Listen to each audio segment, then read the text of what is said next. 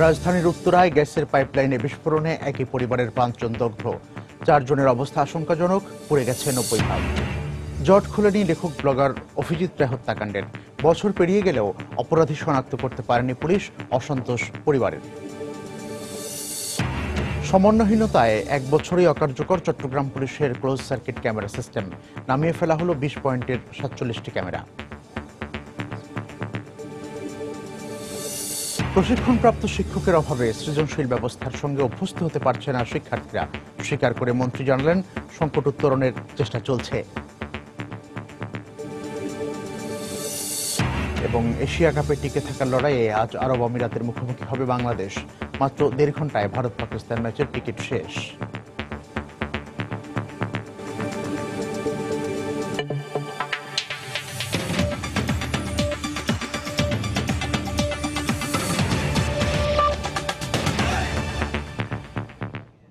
সময় সংবাদের সঙ্গে আছি আমি মিজানুর রহমান খবির।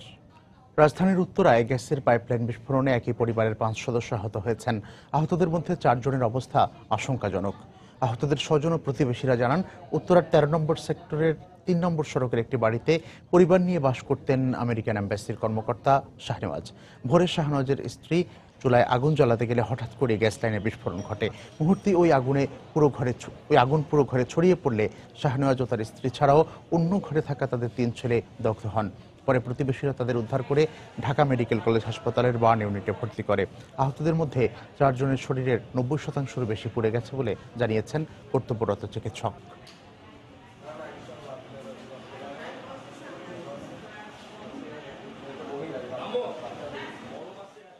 গতকাল রাতেও সে চেক করছে, সব চেক করে জ্বালা টানা সব গুছায় তারপর শুয়েছে।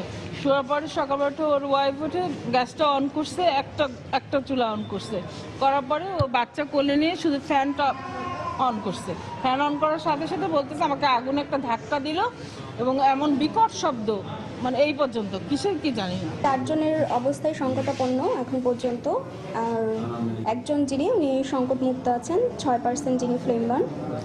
আর ওনাদের কাজ চলতেছে। আমাদের পুরো প্রাইমারি রিসাসিটেশন হয়ে গেলে আমরা ওনাদেরকে বাকি 4 জন যারা সংকটাপন্ন তাদের 2 জনকে আইসিইউতে আর 2 জনকে আমরা এইচডিইউতে পাঠিয়ে দিব। উত্তরায় অগ্নিদগ্ধের আরো ঘটনা আমরা জানবো। এই মুহূর্তে ঢাকা মেডিকেলে আছেন রিপোর্টার মাহমুদ রাকিব এবং ওই পরিবারের উত্তরার ভাড়া বাড়িতে আছেন রিপোর্টার আফজাল হোসেন। আমরা প্রথমেই শাহনেওয়াজ ও তার পরিবারের এখনকার খবর জানতে চলে যাচ্ছি ঢাকা মেডিকেলে মাহমুদ রাকিবের কাছে। রাকিব,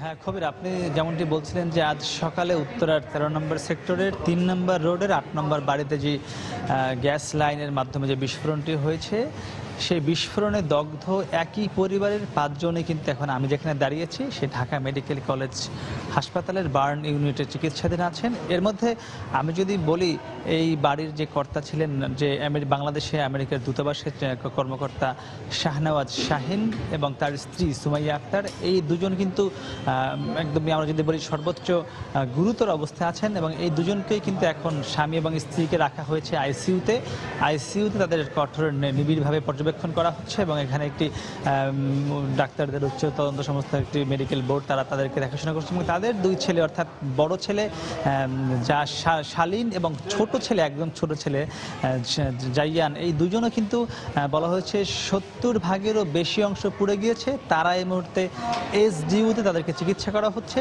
তারাও কিন্তু একদমই আশঙ্কা মুক্ত নন, খুবই খারাপ অবস্থা তাদের দুজনেরই। আর তাদের যে মেঝো ছেলে রয়েছে যার নাম জারিফ, যার বয়স হলো 9 বছর, জারিফ কিন্তু মোটামুটি আশঙ্কামুক্ত, তার মাত্র 6% পুড়ে গিয়েছে। তবে এখানকার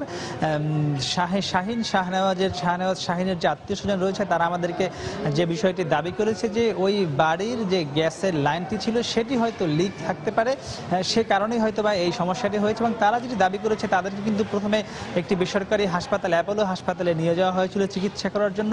কিন্তু যেহেতু এটি আইনি বিষয় এবং যেহেতু গ্যাসের লাইন বিস্ফোরণ হয়েছে, সেহেতু কিন্তু অ্যাপোলো হাসপাতালের কর্তৃপক্ষ তাদের চিকিৎসা দিতে অপারগতা প্রকাশ করার কারণে তারা কিন্তু ঢাকা মেডিকেলে আসতে হয়েছে এবং সে কারণে কিন্তু তারা বলছেন প্রায় 1 থেকে 1.5 ঘন্টা সময় তাদেরকে অপেক্ষা করতে হচ্ছে এবং বেশি সময় লেগেছে।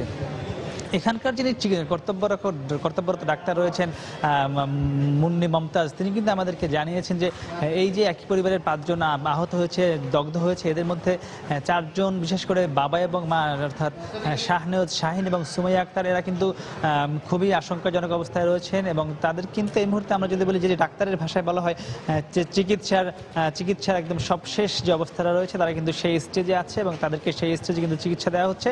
আর তাদেরকে যে 2 ছেলে, বড় ছেলেটি এবং ছোট ছেলেটি, তারাও কিন্তু একদম আশঙ্কাজনক। তো এখানকার অবস্থা এই মোটামুটি, এবং এদেরকে এখন পর্যন্ত ডাক্তাররা সর্বোচ্চ চেষ্টা করে যাচ্ছে যাতে তাদেরকে সুস্থ বা আশঙ্কা মুক্ত করা যায়।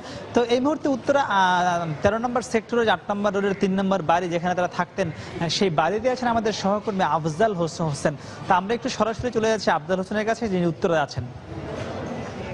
এই যে 5 জন দগ্ধ হয়েছে উত্তরা থেকে, উত্তরার 13 নম্বর সেক্টরের 3 নম্বর বাসার বা 3 নম্বর রোডের 8 নম্বর বাসার যে দগ্ধের ঘটনাটি ঘটেছিল আজকে সকালে, সেই ঘটনার রোগীদের সর্বশেষ পরিস্থিতি আপনি আমাদেরকে জানাচ্ছিলেন। তো আমি যে ঘটনাস্থলে রয়েছি সকালের দিকে আসার পরে মূলত যেটি দেখার চেষ্টা করেছি যে 7 নম্বর 7ম তলার এই বাসাটি অর্থাৎ ছাদের বাসা হিসেবে পরিচিত এবং এই বাসায় মূলত 5 জন সদস্যের একটি পরিবার বসবাস করছিল। তো বাসার যে যারা দায়িত্বে রয়েছেন তাদের সাথে কথা বলে জানা গেছে যে 5 দিন হলো তারা এই বাসায় এসেছেন এবং বাসার যে ধরন, সেই বাসাটি মূলত একেবারে নতুন। তো বাসার যে বাসিন্দারা তারা যেটি বলছেন যে আজকে ভোর 6:20-এর দিকে মূলত এই অগ্নিকাণ্ডের ঘটনাটি ঘটে এবং প্রত্যক্ষদর্শী যারা ছিলেন তারা যেটি বলার চেষ্টা করছেন যে যেহেতু গতকাল রাত থেকে গ্যাসের একটি সংকট ছিল, হয়তো তিনি রাতেই গ্যাসের চুলাটা অন করে রেখেছিলেন এবং আজকে সকালে দিকে যখন ওই চুলাটি জ্বালানোর চেষ্টা করেছিলেন এবং এরপরেই মূলত গ্যাসের বিস্ফোরণ হয় এবং বিস্ফোরণটি পুরো বাড়ি ছড়িয়ে যায়। অর্থাৎ 3 রুমের যে বাসা, 3 রুমের বাসার প্রতিটি রুমেই মূলত অগ্নিকাণ্ড ছড়িয়ে পড়েছিল এবং পুরো আগুনের লেলিহা সবকিছু পুড়ে ছাই হয়ে গেছে। আমরা যতটুকু দেখানোর চেষ্টা করছি, আমরা এখন রয়েছি সেই যে বাসাটি অগ্নিকাণ্ডের ঘটনা ঘটেছিল তার পাশের বাসার ছাদ থেকে যতটুকু দেখানোর চেষ্টা করছি, কারণ এর আগে মূলত ফায়ার সার্ভিস আগুনটি নিয়ন্ত্রণের পর পুলিশের তত্ত্বাবধানের পর থেকে মূলত এই বাসাটি তালাবদ্ধ করে দেওয়া হয়েছে, যার কারণে আমরা এর আগের নিউজে যে যেমনটি দেখিয়েছিলাম ভেতর থেকে আমরা এখন বাইরে এর অগ্নিকাণ্ডের ঘটনার বাড়ির বাইরের আরেকটি বাসার ছাদ থেকে জানালা দিয়ে আমরা এই চিত্রটি এখন দেখাচ্ছি। তো বলা চলে যে 5 জনের আশঙ্কা, আমাদের প্রতিনিধি বা আমাদের সহকর্মী রাকিব যেমনটি বলছিলেন যে 2 জনের বা 4 জনের অবস্থা খুবই আশঙ্কাজনক অবস্থায় রয়েছে এবং একজনের অবস্থা মোটামুটি একটু ভালো আছে। তো আমরা আশা করছি তারা সুস্থ হয়ে উঠবেন। তো পুলিশের তরফ থেকে এখন এই বিষয়টি তদারক করছেন, যেহেতু বাসার বাসিন্দারা যারা ছিলেন 5 জনই দগ্ধ হয়েছেন। এই বাসায় তার আত্মীয় স্বজন বলতে কেউ নেই যে তার কারোর সাথে কথা বলার জন্য, যদিও ভাড়াটিয়ারা যারা আগুন নিয়ন্ত্রণ করেছিলেন তারা আমাদেরকে যেমনটি বলছিলেন যে 6:30টার দিকে যখন আগুন নিয়ে এই বাসার যে অগ্নিদগ্ধ বাসিন্দারা যারা বড় রয়েছেন তারা আগুন নিয়ে ছোটাছুটি করছিলেন এবং তাদের গায়ে আগুন ধরে গিয়েছিল এবং সেই আগুন ধরার পরে মূলত তারা বাসা থেকে দরজা ভেঙে বের হয়েছেন এবং বের হওয়ার পরেই পুরো তাদের যখন বের হচ্ছিলেন তখন তাদের গায়ে আগুন জ্বলছিল এবং স্থানীয় যারা ভাড়াটিয়া রয়েছেন তারা সেই আগুনটি চট দিয়ে অর্থাৎ যে বস্তা দিয়ে তারা এই নেভানোর চেষ্টা করেছেন এবং অনেকটা সময় পানি দিয়ে নেভানোর চেষ্টা করেছেন। নেভানোর পরেই তাদেরকে আহত অবস্থায় ঢাকা মেডিকেলে নিয়ে যাওয়া হয় এবং এখন সেখানে চিকিৎসা চলছে। আশা করছি ডাক্তাররা ভালো খবর দেবেন। আমরা আশা করছি, যেহেতু 2 জন শিশু রয়েছেন এবং আমরা যতটুকু জানতে পেরেছি একজন ক্লাস 9ম শ্রেণীর ছাত্র থাকতে পারেন বলে আমরা যতটুকু জানতে পেরেছি, যেহেতু তার পরিবারের কেউ নেই যে কথা বলার জন্য। তো বলা চলে যে এই উত্তরার 13 নম্বর সেক্টরের 3 নম্বর বা রোডের যে 8 নম্বর বাসার অগ্নিকাণ্ডের অর্থাৎ দগ্ধ হওয়ার সর্বশেষ খবর। তো এই ছিল আসলে সর্বশেষ খবর। মিজানুর রহমান খবির, আমরা এখন আপনার কাছে চলে যাচ্ছি। আফজাল হোসেন আমাদেরকে জানাচ্ছিলেন উত্তরা থেকে। এর আগে মাহমুদ রাকিব জানাচ্ছিলেন ঢাকা মেডিকেল কলেজ হাসপাতালের বার্ন ইউনিটের সামনে থেকে। সকালে উত্তরায় যে অগ্নিদগ্ধের ঘটনা ঘটেছে 5 জন, আর সেই বিষয়ে খবরাখবর তারা আমাদেরকে জানাচ্ছিলেন। লেখক ব্লগার অভিজিৎ রায় হত্যাকাণ্ডের 1 বছর আজ। এই সময় হত্যাকাণ্ডের সঙ্গে জড়িত সন্দেহে 8 জনকে গ্রেপ্তার করে দফায় দফায় রিমান্ডে নেওয়া হলেও হত্যা রহস্যের জট খোলেনি এখনো। মামলার তদন্ত সংস্থা বলছে মার্কিন গোয়েন্দা সংস্থা FBI এর রিপোর্ট হাতে পেলেই মিলবে প্রকৃত হত্যাকারীর সন্ধান। তবে প্রকৃত হত্যাকারী গ্রেপ্তার না হওয়া পর্যন্ত পুলিশের বক্তব্যে সন্তোষ প্রকাশের সুযোগ নেই বলে জানান অভিজিতের বাবা। রিপোর্ট খান মোহাম্মদ রুমেলের। 26 ফেব্রুয়ারি 2015 অমর 21 গ্রন্থমেলা থেকে ফেরার পথে কুপিয়ে হত্যা করা হয় লেখক ব্লগার অভিজিৎ রায়কে। এ সময় গুরুতর আহত হন তার স্ত্রী রাফিদা আহমেদ বন্যা। ঘটনার পরপরই হত্যাকাণ্ডের সঙ্গে জড়িত সন্দেহে গ্রেফতার করা হয় আনসারুল্লাহ বাংলা টিমের সদস্য হাফিজুর রহমান ফারাবিকে। এর কিছুদিন পর আটক হয় আরও 7 জন। সবাই আনসারুল্লাহ বাংলা টিমের সদস্য বলে দাবি আইনশৃঙ্খলা রক্ষা বাহিনীর। অভিজিৎ মার্কিন নাগরিক হয় তদন্তে সহায়তায় আগ্রহ প্রকাশ করে মার্কিন গোয়েন্দা সংস্থা federal bureau of investigation FBI। মামলার 11টি আলামত পরীক্ষার জন্য নিয়ে যায় তারা, কিন্তু 1 বছরেও আসেনি ফলাফল। সেগুলোর পরীক্ষা কাজ ইতিমধ্যে সম্পন্ন হয়েছে। যে কোনো মুহূর্তে আমরা এটি হাতে পেয়ে যাব বলে আমরা মনে করছি। FBI রিপোর্টের উপরে যে সমস্ত আসামি গ্রেপ্তার আছে অলরেডি, যে 8 জন, তাদের সম্পৃক্ততা সম্পর্কে আমরা নিশ্চিত হব, কিন্তু এর বাইরে যারা আছে তাদের কাউকে শনাক্ত করা হয়েছে। গ্রেপ্তারি অভিযান চলছে। পুলিশ এইরকম ভাষ্য অনেকদিন ধরেই দিচ্ছে। নতুন কিছু যে অগ্রগতি হয়েছে তা মনে হয় না। আমি ব্যক্তিগতভাবে ওইভাবে তো সন্তুষ্ট হব না যতক্ষণ না ফিজিক্যালি তাদের ধরে বিচারের কাঠগড়ায় দাঁড় করাচ্ছে। অন্যদিকে সমাজবিজ্ঞানীরা বলছেন 1 বছরেও মামলার তদন্ত শেষ না হওয়াটা হতাশাজনক। তারা বলেন মুক্ত চিন্তার ধারা প্রবহমান রাখতে হলে শুধু আইনশৃঙ্খলা রক্ষা বাহিনীর উপর নির্ভর না করে গণচেতনার জাগরণ ঘটাতে হবে। তারা মুক্ত চিন্তা করতে চায়, তারা কতগুলো প্রশ্ন করছে, সে প্রশ্নের উত্তর না দিয়ে প্রশ্নই করা যাবে না, এই মনোভাব নিয়ে আমরা কেউ অগ্রসর হই। এগুলোকে বন্ধ করার জন্য যেটা দরকার সেটা হচ্ছে গণচেতনা এবং সুশীল সমাজকে এগিয়ে এসে এটাকে বন্ধ করতে হবে। অভিজিৎ হত্যার আসামিদের দ্রুত গ্রেফতার করে বিচারের আওতায় আনা গেলে এর পরের ব্লগার হত্যাগুলো ঠেকানো যেত বলেও মত তার। খান মোহাম্মদ রুমেল, সময় সংবাদ, ঢাকা। চট্টগ্রামে সিটি কর্পোরেশনের সঙ্গে সমন্বয়হীনতার কারণে 1 বছরের মাথায় অকার্যকর হয়ে পড়েছে পুলিশের close circuit camera system. Billboard উচ্ছেদের কারণে অপটিক্যাল ফাইবার কাটা পড়ার পাশাপাশি নামিয়ে আনতে হয়েছে অন্তত 20টি পয়েন্টের 47টি ক্যামেরা। এই অবস্থায় অপরাধী শনাক্তে ব্যক্তিগতভাবে লাগানো সিসি ক্যামেরার ওপরই ভরসা করতে হচ্ছে পুলিশকে। বিস্তারিত জানাচ্ছেন কমল দে। গত 1 বছরের বেশি সময় ধরে অপরাধের পর অপরাধী শনাক্তে বড় ধরনের ভূমিকা রেখে আসছে সিসিটিভি ক্যামেরার ফুটেজ। এরই অংশ হিসেবে পুলিশের পক্ষ থেকে নগরের গুরুত্বপূর্ণ 26টি পয়েন্টে 99টি ক্যামেরা লাগানোর পর নগরবাসীর কাছেও আহ্বান জানানো হয়েছিল ক্যামেরা স্থাপনের জন্য, কিন্তু শেষ পর্যন্ত প্রমাণিত হলো পুলিশের এই ক্যামেরা লাগানোর পদ্ধতি ছিল অনেকটা অপরিকল্পিত। পুলিশের অধিকাংশ ক্যামেরা স্থাপন করা হয়েছিল অবৈধ বিলবোর্ডের পিলারে। বর্তমানে বিলবোর্ডগুলো কাটা যাওয়ার ফলে আমাদের অপটিক্যাল ফাইবারের লাইনগুলো কাটা গেছে, যার ফলে ক্যামেরাগুলো বর্তমানে বন্ধ আছে। এসব ক্যামেরা স্থাপনের পর নিয়ন্ত্রণ কক্ষ থেকে পরিস্থিতি পর্যবেক্ষণ করত পুলিশের ঊর্ধ্বতন কর্মকর্তারা, কিন্তু বর্তমানে ক্যামেরা সিস্টেম অকার্যকর থাকায় কিছুটা ভোগান্তিতে পড়েছেন তারা। 26টি পয়েন্টে 99টি সিসিটিভি ক্যামেরা লাগানো হয়েছিল, তার ভিতরে এখন 52টি সচল আছে। বিলবোর্ড যেখানে যেখানে কাটা হয়েছে তার সাথে কিছু কিছু কানেক্টেড ছিল, সেগুলো আপাতত অ্যাক্টিভ নেই। এর ফলে যেটা হচ্ছে, আমরা আগে যেসব পয়েন্টগুলোতে সর্বক্ষণিক মনিটরিং করতে পারতাম, সেখানে ওই মনিটরিং ব্যবস্থাটা একটু দুর্বল হয়েছে।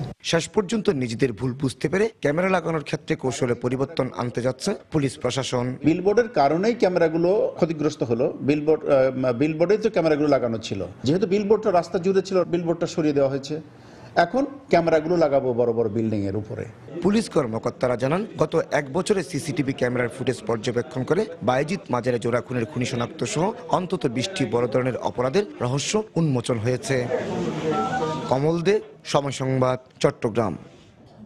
সময় সংবাদে আরো থাকছে। ময়মনসিংহে বাংলাদেশ কৃষি বিশ্ববিদ্যালয়ে চরম আবাসন সংকটে ছাত্রীরা। পরিস্থিতি মোকাবেলায় আরো 2টি বহুতল ভবন নির্মাণের কথা বলছেন উপাচার্য।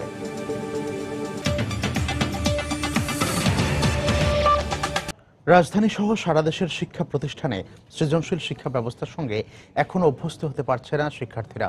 তাই অভিভাবকরা বাধ্য হচ্ছেন গৃহশিক্ষক ও কোচিং সেন্টারের উপর নির্ভর করতে। এজন্য ক্লাসরুমে পর্যাপ্ত সময় না পাওয়া আর প্রশিক্ষণপ্রাপ্ত শিক্ষকের অভাবকে দায়ী করছেন শিক্ষাবিদরা। পর্যাপ্ত প্রশিক্ষণ না থাকার কথা স্বীকার করে শিক্ষামন্ত্রী বলেন, সংকট উত্তরণের চেষ্টা করছে সরকার। বিস্তারিত শরীফুল ইসলামের রিপোর্টে। সৃজনশীল শিক্ষা ব্যবস্থার মাধ্যমে শিক্ষার্থীদের মেধার বিকাশ হয়, পাশাপাশি পরীক্ষায় প্রশ্নপত্র ফাঁস রোধে 2006 সালে মাধ্যমিকে সৃজনশীল পদ্ধতির প্রচলন করা হয়। কিন্তু 10 বছর হয়ে গেলেও এই পদ্ধতির সাথে অভ্যস্ত হতে পারেনি শিক্ষার্থীরা। অভিভাবকদের অভিযোগ, এই পদ্ধতিতে ভালো করতে হলে যেভাবে পড়ানো উচিত সেভাবে পড়ানো হচ্ছে না। কিছু কিছু জিনিসে প্রবলেম হয়, তখন ওনারা বোঝাতে একটু প্রবলেম করে। স্যাররা এতটাই কমার্শিয়াল উপর সৃজনশীলের কারণে বলে সব তোমরা নিজেরাই পড়ে নাও। প্রশ্নটা এবং এটার উত্তরটা রিপ্লাইটা কিভাবে হবে এটা সঠিকতা যাচাই সে ধরতে পারতেছে। আরো বোঝানো উচিত বাচ্চাদেরকে। অনেক সময় বাসায় যায় বলে আম্মু এই অঙ্কটা করাইছে, এটা তো বুঝি নাই স্কুলে। টিচার যদি ভালো ট্রেনিং পান, হ্যাঁ, বা এর উপরে কিছু কোর্স করানো হয়, তাহলে তো সমস্যা হওয়ার কথা না। একটি বেসরকারি প্রতিষ্ঠানের গবেষণায় দেখা গেছে সৃজনশীল পদ্ধতি বুঝতে শিক্ষার্থীরা গাইড বইয়ের সাহায্য নেন 92%, গৃহ শিক্ষকের সহায়তা নেন 67%, আর শিক্ষকরা গাইড বইয়ের সহায়তা নেন 47%। সরকারি ও নিবন্ধনকৃত স্কুলের শিক্ষকবৃন্দ প্রশিক্ষণ পেলেও নতুন জাতীয়করণ করা 26,000 শিক্ষা প্রতিষ্ঠানের শিক্ষকরা এখনো পর্যাপ্ত প্রশিক্ষণ পাননি। তাই সংকট দূর করা যাচ্ছে না বলে মত এই শিক্ষাবিদের। 60 জন শিক্ষার্থী যেখানে গড়ে একজন শিক্ষকের বিপরীতে প্রশিক্ষণের দিকেও ঘাটতি আছে, সেই শিক্ষকের কাছে তো আশা করা মুশকিল যে তিনি সৃজনশীল পদ্ধতি পুরোটা চর্চা করতে পারবেন ক্লাসরুমের ভেতরে। সৃজনশীল ব্যবস্থার সর্বোচ্চ সুবিধা নেওয়ার জন্য শিক্ষকদের ক্লাসে মনোযোগের পাশাপাশি অভিভাবকদের সচেতন হওয়ার আহ্বান জানান শিক্ষামন্ত্রী। আমরা যে ট্রেনিং দিছি সেটা আমি অস্বীকার করি, যথেষ্ট না। ট্রেনিং দিচ্ছি, টেস্টটা নিতেছি, দক্ষতা বাড়াবার চেষ্টা করতেছি। ওই টিচারও বুঝতেছেন যে তাকে ওইটা না করলে তার কাজ করে দিতে পারবেন না। ফলপ্রসূ সৃজনশীল ব্যবস্থা কাজে লাগাতে শিক্ষকদের প্রশিক্ষণের পাশাপাশি ক্লাসের সময় বাড়ানোর তাগিদ সংশ্লিষ্টদের। শরীফুল ইসলাম, সময় সংবাদ, ঢাকা। রাজশাহীর বাঘায় এবারের এসএসসি গণিত পরীক্ষায় উত্তরপত্র লিখে দেওয়ার অভিযোগে জড়িত 11 শিক্ষকের দৃষ্টান্তমূলক শাস্তির দাবি জানিয়েছেন অভিভাবকরা।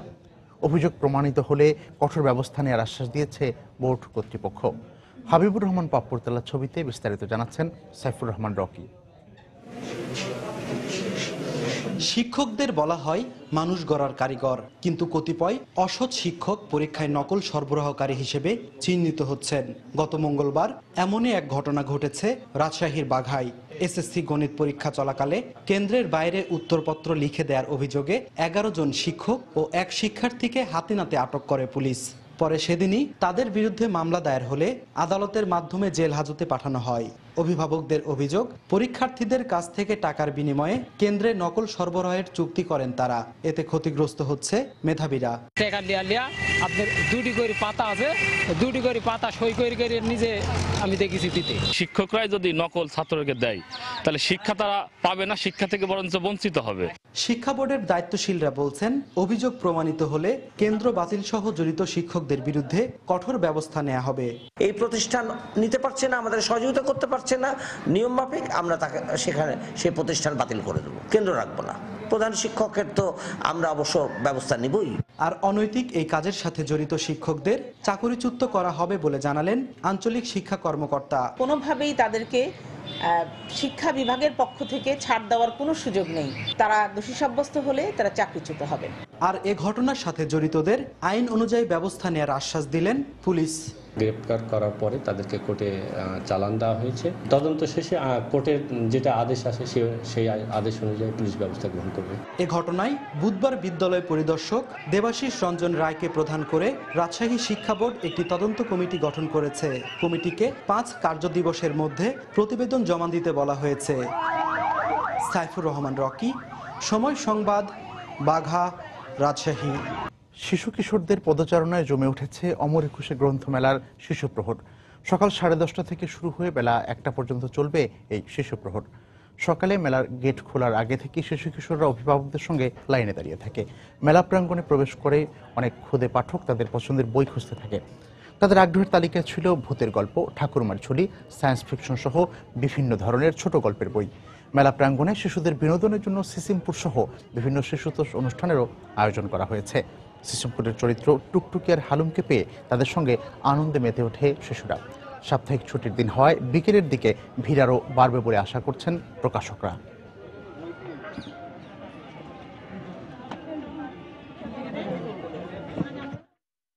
ভূতের বই ভালো লাগে, অনেক ধরনের গল্পের বই ভালো লাগে। ভূতে আর হচ্ছে সিসিমপুরের বই, ভূতের বই আর কার্টুনের বই। ভূতের বই ওর মধ্যে অনেক ভয়ঙ্কর ভয়ঙ্কর জিনিস থেকে যেন মজা লাগে। টুকটুকি কিনবো, সেবা কিনবো, সিন্ডারেলা কিনবো। এই মেলা হচ্ছে যে আমাদের প্রাণের মেলা, আমাদের সাংস্কৃতিক মেলা, যেটাই বলি আর কি, আমাদের অস্তিত্বের মেলা, সব কিছুরই নিয়ে। তো এইগুলোর সাথে হচ্ছে পরিচয় করিয়ে দিতে হচ্ছে মূলত আমার ছেলেকে নিয়ে আসছে আজকে এই বইমেলায় আসা। এই মুহূর্তে মেলা প্রাঙ্গণে রয়েছেন রিপোর্টার দেবাশিস রায়। আমরা এখন সরাসরি চলে যাচ্ছি তার কাছে। দেবাশিস, মেলার এখনকার অবস্থা কি দেখছেন আপনি? কবির, আপনি জানেন যে আসলে শিশু প্রহর যেটি চলছে, অর্থাৎ এবারের মেলার এবারে যে 2016 যে অমর একুশে গ্রন্থমেলা, সেই গ্রন্থমেলার শেষ শুক্রবার আজকে চলছে এবং শেষ শুক্রবার অনুযায়ী কিন্তু শিশু প্রহরও সকাল থেকে শুরু হয়েছে এবং সেই শিশু প্রহরের এখন বলা চলে যে মেলা প্রায় জমজমাট হয়ে উঠেছে। শিশু কিশোরদের আগমনে পাশাপাশি শিশু কিশোরদের সঙ্গে সঙ্গে প্রাপ্তবয়স্করাও বই কিনতে এসছেন, তাদের আগমনে মেলা কিন্তু এখন প্রায় অনেকটাই জমজমাট হয়ে গেছে। একটু আগেই এখন থেকে প্রায় 10 থেকে 15 মিনিট আগেই কিন্তু এখানে জনপ্রিয় যে কার্টুন সিরিয়াল রয়েছে সিসিমপুরে, সেই সিসিমপুরের আয়োজন ছিল। সেই সিসিমপুরের একটি শো কিন্তু কিছুক্ষণ পূর্বেই এখানে অনুষ্ঠিত হয়ে গেছে। অর্থাৎ শিশু কিশোররা যারা বই কিনতে এসেছেন, বই কেনার ফাঁকে ফাঁকে কিন্তু তাদেরকে যে অনুপ্রেরণা, বিশেষ করে সিসিমপুরের যে চরিত্রগুলি রয়েছে সেই চরিত্রগুলির মাঝে তাদেরকে আনন্দ দেওয়া এবং একই সঙ্গে তাদেরকে বিভিন্ন ধরনের অনুপ্রেরণা দেওয়ার জন্য কিন্তু এখানে সিসিমপুরের একটি মঞ্চও তৈরি করা হয়েছে, যেখানে সিসিমপুরের চরিত্ররা সরাসরি সেখানে আসছেন এবং সরাসরি এসে তাদের পরিবেশনা উপস্থাপন করছেন এখানে এবং শিশুদের সঙ্গেও হাত মিলাচ্ছেন, শিশুরাও খুব আনন্দে সেটি উপভোগ করছেন। এবং আপনারা দেখতে পাচ্ছেন যে এখনও আসলে সিসিমপুরের যে মঞ্চ রয়েছে এখানে, বিশেষ করে সিসিমপুরের মঞ্চ ঘিরে কিন্তু শিশুদের আনাগোনাটা বিশেষ করে বেশি। পাশাপাশি যদি আমি আপনাদেরকে বলি যে আসলে আজকের যে শিশু প্রহর চলছে সেই শিশু প্রহরের বই বেচা বিক্রির অবস্থা, তাহলে সেটিও কিন্তু ভালো বলতে হয়। বিশেষ করে 10:30টায় আজকের নির্ধারিত মেলা শুরু হলেও বেলা 2টো পর্যন্ত চলবে এই শিশু প্রহর এবং 10:30টার কিছু পরে খুলে দিলেও কিন্তু ঘণ্টাখানেক লেগে গেছে পুরোপুরি মেলা জমে উঠতে। তো আমরা মোটামুটি বলতে পারি যে মেলা এখন থেকে প্রায় আধা ঘন্টা আগে থেকেই মেলায় দর্শক সমাগম বা মেলায় যারা দর্শনার্থী রয়েছেন তাদের সমাগম কিন্তু অনেকটাই বেড়ে গেছে এবং এখানে যারা বই কিনতে এসছেন বা এখানে যারা বই কিনছে তাদের অধিকাংশই কিন্তু, আমি এর আগের ঘন্টাতেও আপনাদেরকে জানিয়েছি, এখনও বলছি যে অধিকাংশই বাবা মাই তাদের শিশুদেরকে সঙ্গে নিয়ে মেলায় এসছেন। বিশেষ করে শিশুদের সঙ্গে বইয়ের যে বর্ণ, সাহিত্য, ঠিক এই বিষয়গুলির সঙ্গে পরিচিত করে দেওয়ার জন্য, বিশেষ করে পাঠাভ্যাস গড়ে তোলার জন্য বাচ্চা প্রতিনিয়ত তার যেন পড়াশোনার প্রতি আগ্রহী হয়, সেই আগ্রহটা সৃষ্টির কারণেই কিন্তু এখানে অনেক বাবা মা তাদের সন্তানদেরকে নিয়ে এসছেন বই কেনার জন্য। এবং আপনারা দেখতে পাচ্ছেন বাচ্চারা, বিশেষ করে শিশু কিশোররা যারা এসছেন তারা কিন্তু এই স্টল ওই স্টল ঘুরে ঘুরে বই কিনছেন এবং ক্রেতাদের সঙ্গে আমরা যতটুকু কথা বলার সুযোগ পেয়েছিলাম, ক্রেতারা বলছেন যে বাচ্চাদের মনের মতো বই কিনে দেওয়ার জন্যই তারা আসলে মেলায় নিয়ে এসেছেন। মেলায় এই উন্মুক্ত প্রাঙ্গণে এই খোলা স্টলে আসলে বিভিন্ন ধরনের বইয়ের মধ্যে থেকে তারা বইগুলো বাছাই করে নিচ্ছে, বিশেষ করে বাচ্চারা, এবং বাবা মারাও সেগুলি তাদের হাতে তুলে দিচ্ছেন বইগুলি। এবং পাশাপাশি আমরা বলতে পারি যে বিক্রেতাদের সঙ্গে যতটুকু আমাদের কথা বলার সুযোগ হয়েছে, এখানে যে 39টি প্রকাশনা সংস্থা এই শিশু প্রহর, বিশেষ করে এই শিশু কর্নারে এই শিশু প্রহরের দায়িত্ব পালন করছে বা শিশু প্রহরকে যারা জমিয়ে তুলেছে আর কি, সেই 39টা প্রকাশনা সংস্থার ভিতরে আমরা কথা বলেছিলাম তাদের সঙ্গে। তারা যেমনটি জানিয়েছেন যে বইগুলি রয়েছে, বিশেষ করে বাচ্চাদের বইয়ের মধ্যে চিত্রের একটা বিষয় থাকে, বিশেষ করে সেই চিত্রের কারণে কিন্তু বাচ্চারা সেই বইগুলোর প্রতি বেশি আকৃষ্ট হচ্ছেন। অর্থাৎ এখানে বর্ণনার পাশাপাশি, অর্থাৎ লেখ্য যে বর্ণনা, সেই লেখ্য বর্ণনার পাশাপাশি এখানে চিত্রায়নের কিছু বিষয় থাকে, কার্টুনের কিছু বিষয় থাকে, ব্যঙ্গচিত্রের বিষয় থাকে, এই সার্বিক সব চিত্র মিলিয়ে কিন্তু আসলে বাচ্চারা সেই বইগুলির প্রতি বাচ্চারা বেশি আকৃষ্ট হচ্ছেন। এবং আমরা বিক্রেতাদের সঙ্গে যতটুকু কথা বলে জানতে পেরেছি যে এখন থেকে প্রায় 1 ঘন্টা আগে থেকেই এই বেচা বিক্রি কিন্তু বেড়ে গেছে এবং বেলা 2টো পর্যন্ত শিশু প্রহরের সময় নির্ধারিত থাকলেও আশা করা যাচ্ছে যে বেলা 2টোর পরেও এই শিশু প্রহর এমনই জমজমাট থাকবে। আর পাশাপাশি যেহেতু আজকে শুক্রবার, সেহেতু দর্শক বা দর্শনার্থী যারা রয়েছেন মেলায়, যারা পাঠক ক্রেতা যারা আসছেন, তাদের সমাগম কিন্তু ধীরে ধীরে বাড়ছে এবং যেহেতু শুক্রবার ছুটির দিন, এই সমাগম কিন্তু বেলা বাড়ার সঙ্গে সঙ্গে আরও বাড়বে। তো এই মুহূর্তে বলা চলে যে মেলা অনেকটা জমজমাট পরিস্থিতিতে পরিণত হয়েছে এবং অনেকটা আনন্দমুখর এবং নিরাপদ পরিবেশেই এখানে যারা এসছেন তারা এখানে মেলা উপভোগ করছেন। কবির, দেবাশিস রায় আমাদের জানাচ্ছিলেন অমর একুশে গ্রন্থমেলার এই মুহূর্তের খবরাখবর। সময় সংবাদে আরও থাকছে। বরগুনায় সরকারি বরাদ্দের চাল না পাওয়ার অভিযোগ অনেক জেলের, বাড়ানো হচ্ছে না সহায়তা, জনপ্রতিনিধিদের দাবি বরাদ্দ কম।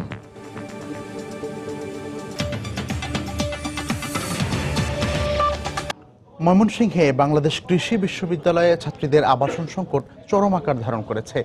গণরুমে গাদাগাদি করে মানবেতর জীবনযাপন করছেন ছাত্রীরা। এছাড়া হলের বাইরে চাষী ভবনে রাখা প্রথম বর্ষের ছাত্রীরা সবসময় নিরাপত্তাহীনতায় ভোগেন। ছাত্র সংখ্যা বেড়ে যাওয়ায় নিরুপায় হয়েই তাদের এভাবে রাখা হয়েছে বলে জানান প্রভোস্ট। বিশ্ববিদ্যালয়ের উপাচার্য বলছেন, আবাসন সংকট সমাধানে আরও দুটি বহুতল ভবন নির্মাণ করা দরকার। হোসেন আলীর ছবিতে বিস্তারিত জানাচ্ছেন হারুনুর রশিদ। কৃষি শিক্ষার তীর্থস্থান বাংলাদেশ কৃষি বিশ্ববিদ্যালয়ে 2013 শিক্ষাবর্ষে 412 জন, 2014-তে 496 জন, 2015-তে 518 জন এবং 2016-তে ভর্তি হয় 546 জন ছাত্রী। ক্রমবর্ধমান হারে ছাত্রী সংখ্যা বৃদ্ধি পাওয়ায় মাত্র 3টি আবাসিক হলে স্থান সংকুলান হচ্ছে না। ফলে প্রথম বর্ষের শিক্ষার্থীদের হলের ভেতরে গণরুম এবং হলের বাইরে ক্যাম্পাসের এক প্রান্তে চাষী ভবন সহ কয়েকটি স্থানে রাখা হয়েছে।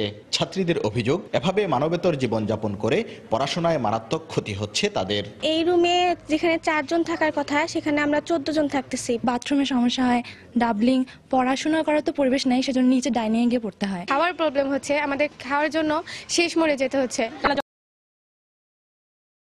বাজে ছেলেরা খুব উচ্চ স্বরে গান গাইতে গাইতে যায়। হল প্রভোস্ট জানান, ছাত্রীর সংখ্যা দিন দিন বৃদ্ধি পাওয়ায় অনেকটা নিরুপায় হয়েই তাদের গণরুম এবং হলের বাইরে চাষী ভবনে রাখা হয়েছে। যেখানে কোনো ছাত্র ছাত্রীদের থাকার জন্য উপযোগী নয় বললেই চলে, সেখানে তাদেরকে অল্প সময়ের জন্য হইলেও অ্যাকোমোডেশন দিয়েছি। অতি সত্বর আরও একটি বহুতল বিশিষ্ট ছাত্রী হলের অবশ্যই প্রয়োজন রয়েছে। উপাচার্য জানান, ছাত্রীদের একটি হলের নির্মাণ কাজ চলছে, পাশাপাশি আরও দুটি বহুতল ভবন নির্মাণ করতে পারলে আবাসন সংকটের পুরোপুরি সমাধান হবে। ছাত্রীদের হল হওয়া উচিত ছিল 6টি বা 7টি, সে জায়গায় মাত্র 3টি হল এখন আছে, আরেকটি নির্মাণাধীন।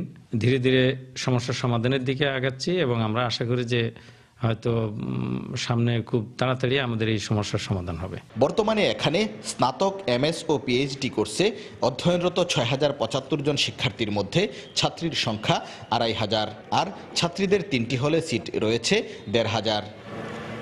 হারুনুর রশিদ, সময় সংবাদ, ময়মনসিংহ। গাজীপুরে একটি পোশাক কারখানায় ডাকাতি করে পালানোর সময় গোয়েন্দা পুলিশের গুলিতে 4 ডাকাত আহত হয়েছে। জব্দ করা হয় সুতা ভর্তি একটি ট্রাক। গত রাত 3টার দিকে ইসলামপুর এলাকায় এই ঘটনা ঘটে। গোয়েন্দা পুলিশ জানায়, ওই এলাকার ওশান সোয়েটার কারখানায় কিছুদিন আগে নিরাপত্তা কর্মী হিসেবে যোগ দেন মিজান। গত রাতে পিঠার সঙ্গে নেশাজাতীয় দ্রব্য খাইয়ে অন্যান্য সহকর্মীদের অচেতন করে ফেলে। পরে তার সহযোগীদের খবর দিয়ে 20 থেকে 25 জন মিলে কারখানার বিপুল পরিমাণ সুতা লুট করে ট্রাকে তুলে পালিয়ে যাওয়ার চেষ্টা করে। কিছুদূর যাওয়ার পর সন্দেহজনক গতিবিধির কারণে ট্রাকটি থামানোর নির্দেশ দেয় গোয়েন্দা পুলিশের একটি টহল দল। ডাকাত দল পালিয়ে যাওয়ার চেষ্টা করলে পুলিশ তাদের লক্ষ্য করে গুলি করলে গুলিবিদ্ধ হয় 4 জন, তবে বাকিরা পালিয়ে যায়। পরে আহতদের উদ্ধার করে শহীদ তাজউদ্দিন মেডিকেল কলেজ হাসপাতালে ভর্তি করা হয়। আটককৃতরা হল সুলতান, সালাম, হামিদুল ও মামুন। এরা সবাই আন্তজেলা ডাকাত দলের সদস্য বলে নিশ্চিত করেছে পুলিশ। ডাকাতি করে পালানোর সময় 4 জন ডাকাত র্যাবের গুলিতে আহত হয় এবং তাদেরকে আমাদের হাসপাতালে আনা হয় ভোর রাতে। গুলিগুলো বেরিয়ে গেছে বা আছে সেটা আমরা জানতে পারি না, যেহেতু এক্সরে করা হয় নাই। তাদেরকে উন্নত চিকিৎসার জন্য ঢাকা মেডিকেল কলেজে স্থানান্তর করা হয়েছে। বছর বছর নিবন্ধন করে তালিকা লম্বা করা হলেও বরগুনায় জেলেদের সহায়তার পরিমাণ বাড়ানো হচ্ছে না। এছাড়া প্রকৃত জেলে হওয়া সত্ত্বেও সরকারি বরাদ্দের চাল পাচ্ছে না বলে অভিযোগ অনেক জেলের। স্থানীয় জনপ্রতিনিধিদের দাবি, বরাদ্দ কম হওয়ায় সমস্যায় পড়ছেন তারাও। বিস্তারিত জানাচ্ছেন এম এ আজিম, ক্যামেরায় ছিলেন SM সিফাত। বরগুনার পাথরঘাটা উপজেলা, এখানকার অধিকাংশ মানুষ জেলে ও মৎস্য ব্যবসার সাথে জড়িত। বর্তমানে জাটকা ধরার উপর নিষেধাজ্ঞা চলায় অধিকাংশ জেলেই হয়ে পড়েছেন বেকার। এ সময় সরকারিভাবে জেলেদের জন্য 40 কেজি করে চাল দেওয়ার কথা থাকলেও অধিকাংশ জেলেদেরই অভিযোগ, বরাদ্দকৃত চাল পাচ্ছেন না তারা। আবার অনেকেই চাল পেলেও তা পরিমাণে অনেক কম। গেল বছর চাল পাইছি আপনার মাসে 40 কেজি, হ্যাঁ 22 কেজি 23 কেজি। খুব কষ্টে দিন যাপন করতে হয় গুড়াগাড়া নিয়ে। 1 বছর পাই, 3 বছর পায় না, মালগুলো যাই কই, মাল তো সরকার দিতেছে। স্থানীয় জনপ্রতিনিধির দাবি, যে বরাদ্দ দেয়া হয় তার 3 গুণ জেলে রয়েছে প্রতিটি ইউনিয়নে। আমাদের কাছে তারা চায় যে আমরা জেলে কেন আমরা পাবো না, আমরা তো সঠিক জেলে, কিন্তু আমরা তো জেলের যে পরিমাণ তার সাথে বরাদ্দ আমাদের ধরেন 1/3। এদিকে বরাদ্দ বাড়ানোর জন্য ঊর্ধ্বতন কর্তৃপক্ষের কাছে আবেদন জানানো হবে বলে জানান ইউএনও। যেহেতু এই এলাকাটা সমুদ্র উপকূলবর্তী এবং অনেক জেলে আছে যারা এখনো নিবন্ধিত হতে পারেনি বা সরকার কর্তৃক বরাদ্দকৃত যে চাউল দেওয়া হয় সেটাও তারা পায়নি। এই বিষয়ে আমরা ঊর্ধ্বতন কর্তৃপক্ষকে অবহিত করব। এবছর তালিকায় প্রায় 3000 জেলে বাড়ানো হলেও বরাদ্দ রয়ে গেছে গত বছরেরটাই। এম এ আজিম, সময় সংবাদ, বরগুনা। দেশের বাইরের খবর। ইরানে 10ম জাতীয় সংসদ নির্বাচনে ভোট গ্রহণ চলছে। স্থানীয় সময় সকাল 8টায় শুরু হয়ে সন্ধ্যা 6টা পর্যন্ত চলবে এই ভোট গ্রহণ। দেশটির গণমাধ্যমের খবর অনুযায়ী ব্যাপক উৎসাহ উদ্দীপনার মধ্য দিয়ে ভোটাররা ভোট দিতে আসছেন। দেশটির সর্বোচ্চ ধর্মীয় নেতা আয়াতুল্লাহ আলী খামেনি রাজধানী তেহরানের একটি ভোট কেন্দ্রে ভোট দেন। এরপর জাতির উদ্দেশ্যে দেয়া এক ভাষণে খামেনি জনগণকে বিচক্ষণতার সঙ্গে ভোট দেওয়ার আহ্বান জানান। এবারে 290 আসন বিশিষ্ট পার্লামেন্ট বা মজলিসে শুরার নির্বাচনের পাশাপাশি 88 আসন বিশিষ্ট বিশেষজ্ঞ পরিষদেও নির্বাচন হচ্ছে। এই দুই নির্বাচনে প্রায় 5,50,00,000 ইরানি তাদের ভোটাধিকার প্রয়োগ করছেন।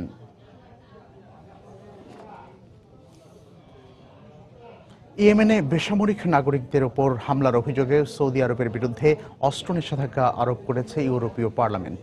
দেশটিতে মানবাধিকার আইন লঙ্ঘনের বিষয়ে তদন্ত চলাকালীন এই নিষেধাজ্ঞা বহাল থাকবে বলে জানিয়েছে গ্রিনস পলিটিক্যাল গ্রুপ।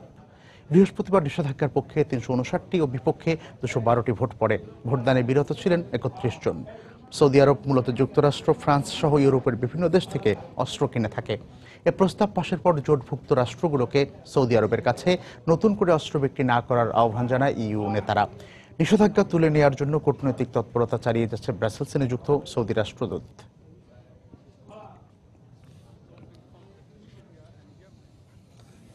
যুক্তরাষ্ট্রের কানসাসে বন্দুকধারীর গুলিতে 4 জন নিহত ও অন্তত 20 জন আহত হয়েছেন। পরে নিরাপত্তা কর্মীদের গুলিতে ওই বন্দুকধারী নিহত হয়। বৃহস্পতিবার স্থানীয় সময় বিকেলে হেসেন্টন শহরে এই গোলাগুলির ঘটনা ঘটে। 38 বছর বয়সী বন্দুকধারীর নাম সেড্রিক ফোর্ড বলে জানিয়েছে কানসাস পুলিশ প্রধান। এক্সেল ইন্ডাস্ট্রিজ নামে স্থানীয় একটি প্রতিষ্ঠানে সেড্রিক কাজ করত। ঘটনার দিন সেড্রিক কর্মস্থলে যাওয়ার পথে 3টি স্থানে গুলি করে। এতে একজন ট্রাক চালক, এক পথচারী গুলিবিদ্ধ হন। পরে অফিসে ঢুকে গুলিবর্ষণ করলে আরও বেশ কয়েকজন হতাহত হয়। আইনশৃঙ্খলা রক্ষা বাহিনী ঘটনাস্থল ঘেরাও করে আহতদের দ্রুত হাসপাতালে ভর্তি করে। তাদের মধ্যে 5 জনের অবস্থা আশঙ্কাজনক বলে জানিয়েছেন চিকিৎসকরা।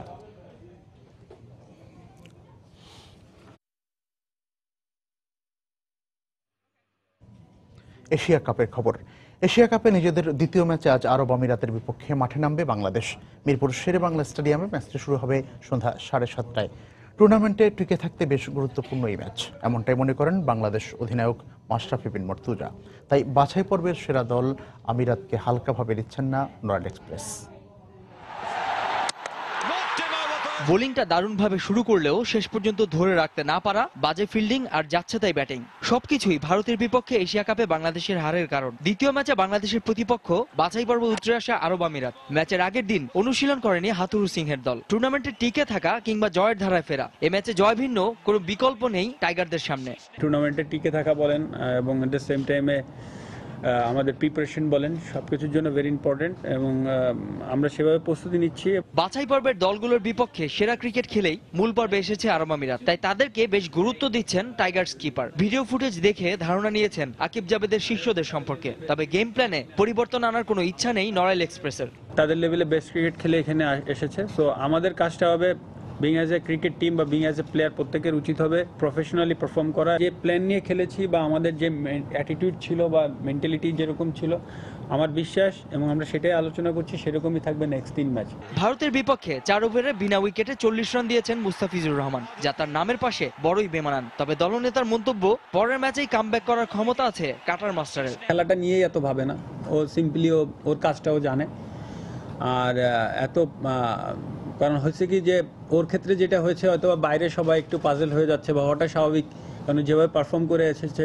অন্যদিকে বাছাই পর্বে রোহান মুস্তাফাদের পারফরমেন্স ছিল নজর কাড়া। সেখানে আফগানিস্তানের মতো অভিজ্ঞ দলকেও হারিয়েছে আরব আমিরাত। তাই আত্মবিশ্বাসী আমিরাতও ক্রিকেটের ছোট্ট ফরম্যাটে নিশ্চয়ই ছেড়ে কথা বলবে না স্বাগতিক বাংলাদেশকে। নাসির সুলতান, সময় সংবাদ, ঢাকা। এদিকে ভারত পাকিস্তান ম্যাচের টিকিট মাত্র 1.5 ঘন্টায় শেষ হয়ে গেছে।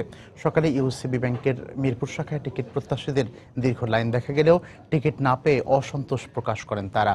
আগের দিন রাত থেকেই আগামীকালের ভারত পাকিস্তানের হাই ভোল্টেজ ম্যাচকে সামনে রেখে সকাল 10টায় শুরু হয় টিকিট বিক্রি। 11:30টায় ব্যাংক কর্তৃপক্ষ টিকিট শেষ হয়ে যাওয়ার ঘোষণা দিয়ে বুথ বন্ধ করে দিলে টিকিট প্রত্যাশীদের মাঝে অসন্তোষ দেখা দেয়। বিক্ষুব্ধ ক্রিকেট প্রেমীদের সঙ্গে পুলিশের ধস্তাধস্তিও হয়। ব্যাংক কর্তৃপক্ষ জানিয়েছে, অন্যান্য ম্যাচের তুলনায় টিকিট সরবরাহ কম থাকায় নির্দিষ্ট সময়ের আগেই বিক্রি বন্ধ করে দিতে বাধ্য হন তারা। টিকিট প্রত্যাশীদের অভিযোগ, স্থানীয়দের যোগসাজশেই টিকিটের এমন সংকট তৈরি করা হয়েছে।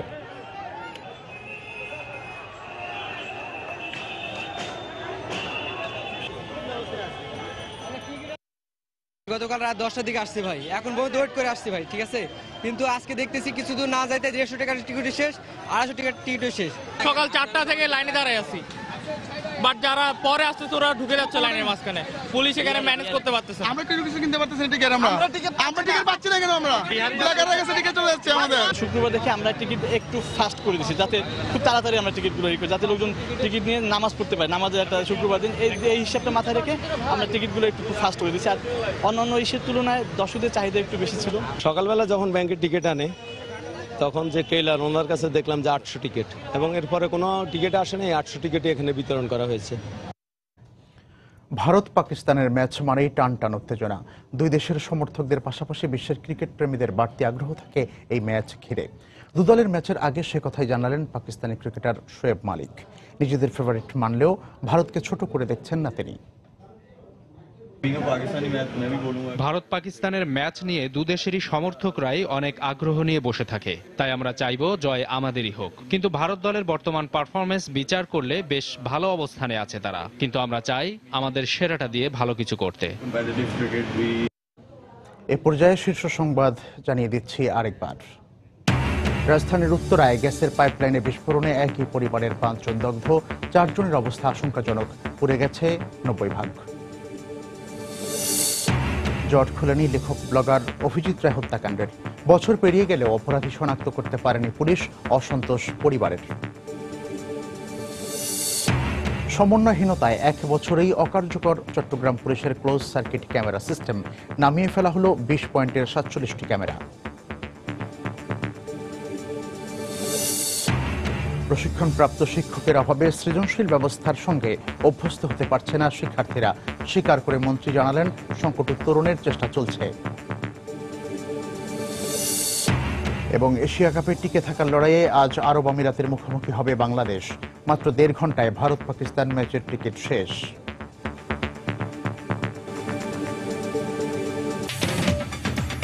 এই ছিল এখনকার মতো। যে কোনো খবর পেতে ভিজিট করুন সময় নিউজ.tv। যে কোনো Bangla link review serial number থেকে সময় সংবাদের খবর, অনুষ্ঠান সম্পর্কে জানতে এবং যে কোনো তথ্য সময় সংবাদকে জানাতে ডায়াল করুন 1644 নম্বরে। এছাড়া এইমাত্র পাওয়া খবর আপনার মোবাইলে পেতে SMS করুন *SN লিখে পাঠিয়ে দিন 1644 নম্বরে। সঙ্গে থাকুন সময়ের।